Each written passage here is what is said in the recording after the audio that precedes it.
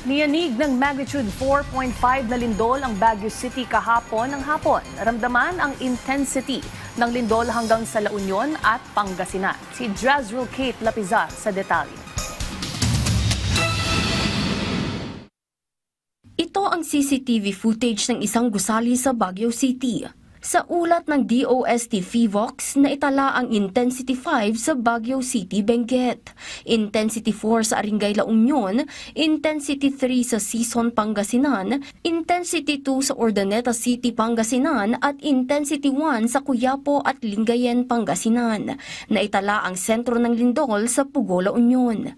Agad namang nagsilabasan sa kanilang mga silid-aralan ang mga mag-aaral sa lungsod upang lumikas sa mga pinakamalapit na evacuation site. Sa Rizal National High School, may ilang mga estudyante ang ninerbiyos, ngunit anila naging malaking tulong ang mga isinagawa nilang drill upang malaman ang kanilang mga dapat gawin. Nung first po ma'am, lumilindol pa po kabado pa po kami. Tapos yun ma'am, nagsitakbuhan na po kami dito sa evacuation center namin. Naging mabilis naman ang aksyon ng mga guro sa paggabay sa paglikas sa mga mag-aaral at binigyan rin nila ang ilan sa mga ito ng helmet upang sila'y maprotektahan. Kami ng bell, tapos halos lahat nag-lock, cover and hold. And then nung paglabas ko, nagbigay ako ng signal na palabasin na yung bata kasi medyo huminto na yung pagyanig. Kaya pinalabas namin sila, mabilisan po yung paglabas ng mga bata. Hindi naman bababa sa 6 na po ang nirespondehan ng response team sa Baguio City High School. 4 sa mga ito ang dinala sa pagamutan. Ayon sa School Disaster Risk Reduction and Management Coordinator, naging maayos ang paglikas sa mga mag-aaral pero may mga nag-hyperventilate at nawalan ng mga malay dahil na rin sa takot. After this one, magkakaroon ulit tayo ng evaluation. Titignan natin yung mga bagay na kailangan pa nating i-improve.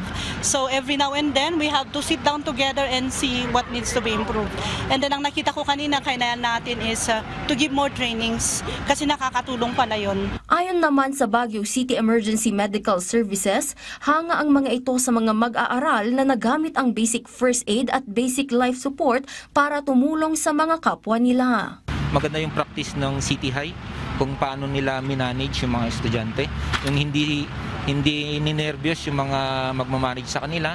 Tapos siguro nakasama doon sa DRM planning nila, school DRM natin, na at least na i-apply nila yung mga training na kinakandak nila. I-apply lang nila yung mga trainings na natutunan nila, at least regular, tapos more trainings pa sana para mas maging maganda na naman yung next. Sana wala nang next. Sa Benguet naman, agad nagresponde ang Benguet 2nd PMFC sa Benguet Sports Complex Oval at nagbigay ng emergency assistance sa mga nag-evacuate na estudyante at faculty.